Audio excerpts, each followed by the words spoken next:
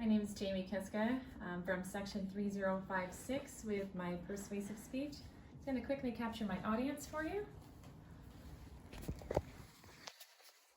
We've got one there and we've got another one right there. Thanks, girls.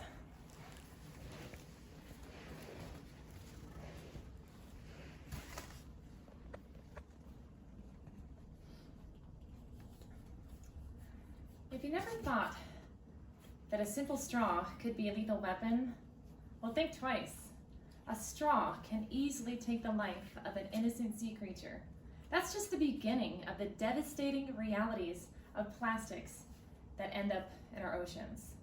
Multiple species of sea turtles are among the many marine animals that are mortally threatened by toxic waste that ends up in oceans. We must protect all marine life and become proactive in our recycling efforts to minimize the threat to marine animals. My name is Jamie Kiska, and I'd like to share with you today why I feel it is imperative to recycle plastics to protect marine life. And I want to encourage you to do the same. Today I'll be covering the abundance of plastic debris in our oceans, the threat of extinction of marine species, the pros and cons of recycling, and just how you can make a difference. Every minute and every day, the equivalent of 1 truckload of plastics enters the sea. There is a significant amount of plastic debris that is washing up on our beaches. The occurrences of marine animals ingesting or getting trapped in plastic debris are on the rise. Many face debilitating or fatal consequences.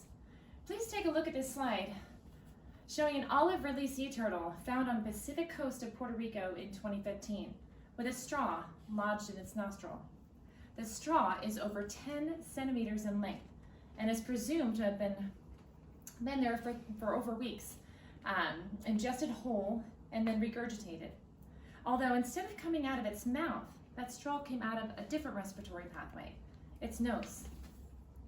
In 2019, Autumn Iverson wrote an article entitled, "The United States Requires Effective Federal Policy to Reduce Marine Plastic Pollution," which was featured in the scholarly journal Conservation and Practice. In the article, Iverson states that marine plastic pollution threatens biodiversity through entanglement, ingestion, and chemical exposure. Entanglement happens at sea when animals encounter discarded fishing nets or other plastics. This can include seals, which dive and play with floating debris, fishes, sea turtles and seabirds that get trapped in discarded nets, and whales that get caught in nets when attempting to catch fish.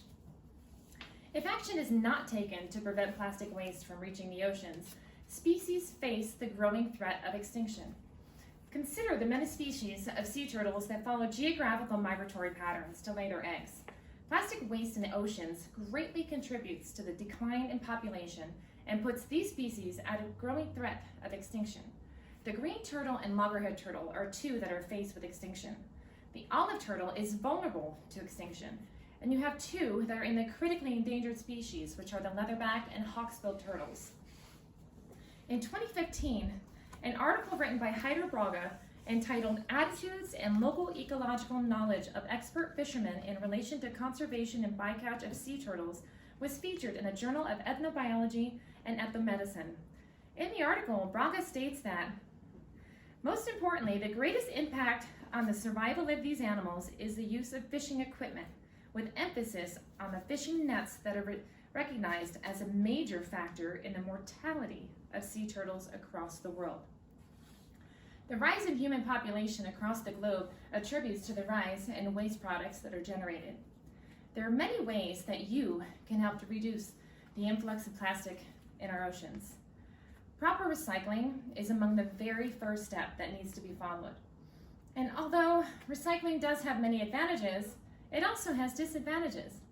I'd like to start by discussing what some believe to be disadvantages to recycling. Many arguments have been presented in formal versus informal recycling. Hong Yang featured an article in the Journal of Epidemiology and Community Health in 2018 entitled "Waste Management, Informal Recycling, Environmental Pollution, and Public Health." Yang states that lack of funding within rapidly expanding cities of many low-income and middle-income countries results in extensive informal waste recycling. In contrast to the formal sector, informal waste recycling is undertaken without government financial support and may not be recognized by the public as providing a valuable service. Then there's also the debate on the incineration of plastics, which decreases landfill space, but it does come with a cost. Environmental pollution caused by informal recycling can generate various toxins contaminating water, soil, and air. I believe that the advantages to recycling far outweigh the disadvantages. Some benefits involve it reduces the amount of energy and resources needed to create more plastics, such as water, petroleum, natural gas, or coal. Recycling plastics reduces landfill space, and ultimately it's been made so easy to recycle. Many people even have easy access to various recycling programs like curbside pickup or local grocery stores that recycle plastic bags. Humans are the main reason why plastics end up in our oceans and ultimately threaten the survival of marine life. The only way to drastically reduce the amount of plastics that end up in our oceans is if we reduce the amount of plastic we use, reuse what we can, and absolutely recycle everything we can. In 2019, Williams' article entitled Marine Litter, Solutions for a Major Environmental Problem featured in the Journal of Coastal Research. He states, curbing marine litter is a complicated but not impossible task, and searching for solutions has become an issue of widespread worldwide concern. Having ideas is easy, but turning them into reality is hard, and turning them so that they are deployed at scale is even harder. There are many ways that you can make a difference to help in reducing the amount of plastics that reaches our oceans. You can support organizations that aim to protect marine life. You can donate or become a volunteer for non-government organizations like Greenpeace or the Ocean Cleanup Project. You can absolutely reduce the amount of plastic that you use and consider using reusable items, like a hydro flask, for example. Raise awareness throughout your community, and whenever you can, promote the cause on social media. All marine life is threatened by plastic waste that enters our ocean.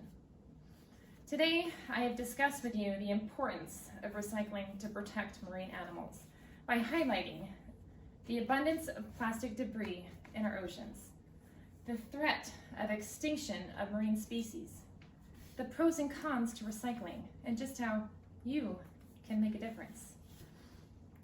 In an article in 2019 that was written by C.J. Rhodes, published in Science Progress, entitled Solving the Plastic Problem from Cradle to Grave to Reincarnation, Rhodes reminds us that it has been estimated, probably conservatively, that each year at least 100,000 marine animals and 1 million seabirds are killed by plastic waste, either through entanglement or ingestion.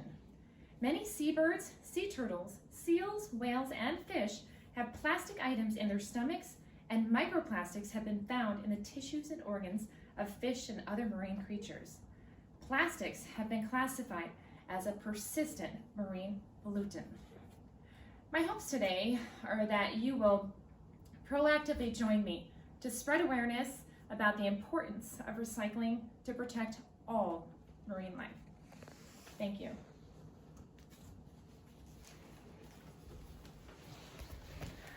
All right, my girls are still here. Thank you so much. Just gonna quickly snap these cards. I'm not sure if she needs them, but let's do them anyway.